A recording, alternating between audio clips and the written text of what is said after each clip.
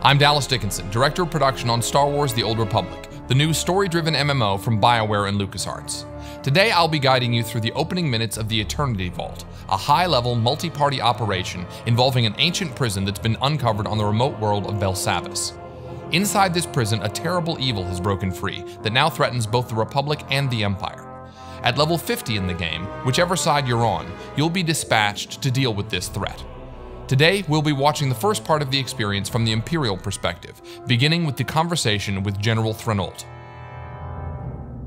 My lord, forgive the lack of protocol, but war has broken the chain of command, and my purpose is grave. I am General Thredoldt, commanding officer of the Imperial Reclamation Service. I understand you're familiar with us. You run archaeological expeditions to uncover Sith and alien artifacts. And deal with the threats they represent. We uncovered a new section of Belsavis prison during a bombing run. It's been sealed for 20,000 years. The Rakata called it the Eternity Vault. It's where they kept the prisoners and technology they could never afford to release. This doesn't sound promising. We've been translating the Rakata inscriptions. Most are indecipherable, but a few refer to a prisoner called the Infernal One. Took an army to stop the Infernal One before. If we don't do anything, well, the war against the Republic may be nothing next to what'll come. The weapons in that vault could give us an advantage over the Republic. That will be up to you.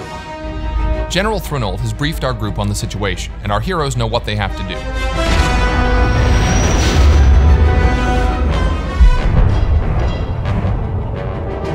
Within Belsavis atmosphere, proceeding to surface.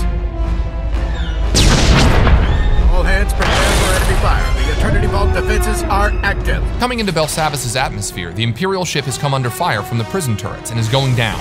The players must get to the escape pods. Each player takes his or her own pod to land at different points on the planet's surface. Weather conditions are extreme on this part of Belsavis. Players have to run through the snowstorm to gather up around a burning escape pod. Enter my domain. Children unknowing, they will serve. That voice belongs to the Infernal One. He knows our heroes have come for him, and he has prepared his prison fortress to repel their attack. Our players wisely take a moment to activate any abilities that can give the group defensive and offensive bonuses. They're going to need them. So as the battle begins, you can see the Sith Juggernaut. He's the primary tank for the group, and he's rushing ahead to draw fire from the turrets and the enemy droids. The Sith Assassin is the group's second tank, and he's getting in there also, drawing one of the Eternal Sentinel droids to him with his Force Pull ability. The Sith Assassin has more than just his lightsaber. He also uses lightning attacks and his Wither ability. The other members of the group are focusing their attention on the left side turret. These turrets pack quite a punch, so they need to be taken out quickly. Switching to the Sith Sorcerer, we can see that he's come under attack by some of the droids. Fortunately, the Juggernaut blasts by and gets the droid's attention. The Sorcerer gets some healing now from the Agent, who is one of the medics for the group. And now the Sorcerer can fire off some shock blasts and a lightning attack at the turret. The turret has focused its sights on the Mercenary. That white ray means a powerful area of effect attack is coming, so it's good the Mercenary is off to the side. The Mercenary fires off a few Heatseeker missiles, and you can see on the bar that the group is burning down the turret's strength.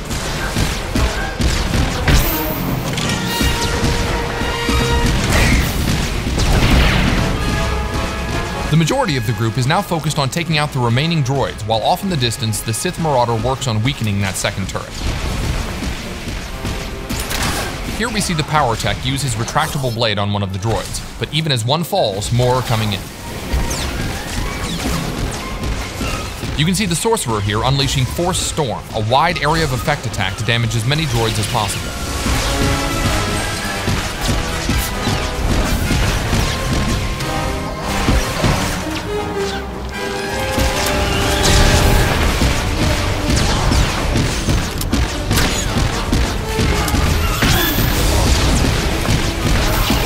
Alright, the last of the droids is down.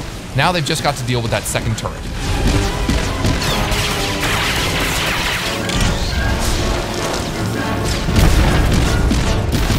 And with one last barrage of missiles, that's down too.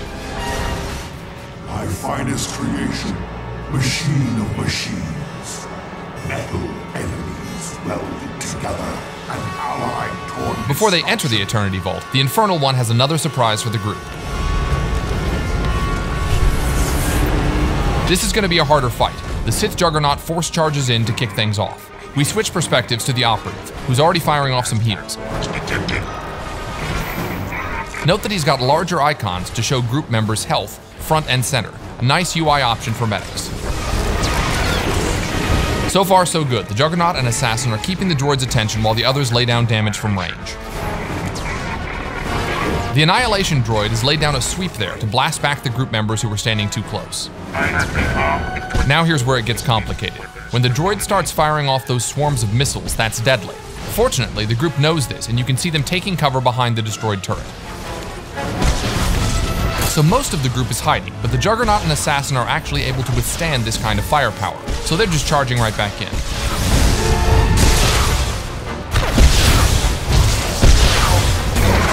As soon as the missile barrage is over, the rest of the group emerges to continue the fight as well.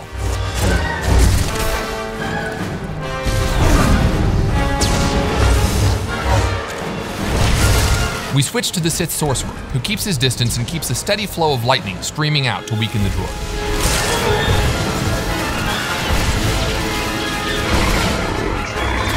The player slides into first-person view to get a better perspective on the battle. Oh, looks like the Sorcerer got a little too close and got knocked back by that sweeping arm.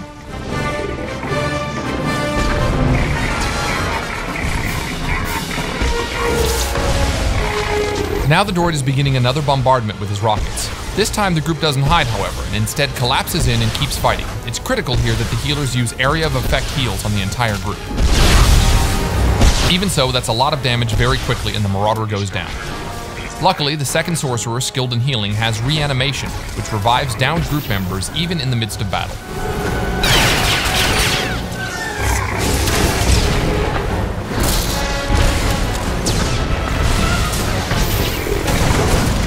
The red targeting reticle over our Sorcerer indicates that he's been targeted for a heavy missile attack. This attack will slam not only him, but anyone standing nearby, so he smartly moves away from the rest of the group to take the hit. Methods analyzed. Engaging stone protocols.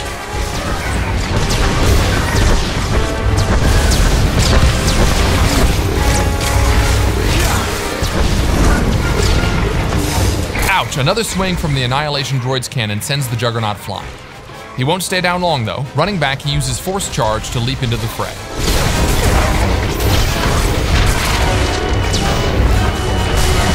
Our heroes maintain their blistering assault, chipping away at the droid's health.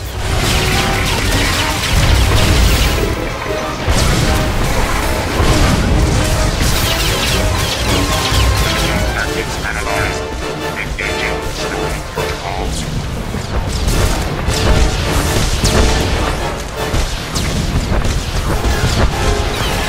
And here the droid is launching another missile barrage, but his health is low, so the group just converges on him. They're gonna go for it. Oh, the droid's attacks are just too much. They're dropping. 1, 2, 3, even 4 of the group members go down. But it's not over. They're so close, and there you go. One final attack from the power tech, and the Annihilation droid has gone down.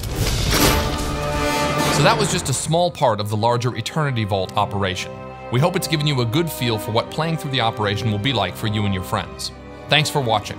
We'll leave you now with a sneak peek at what the Infernal One has in store for players inside the Eternity Vault.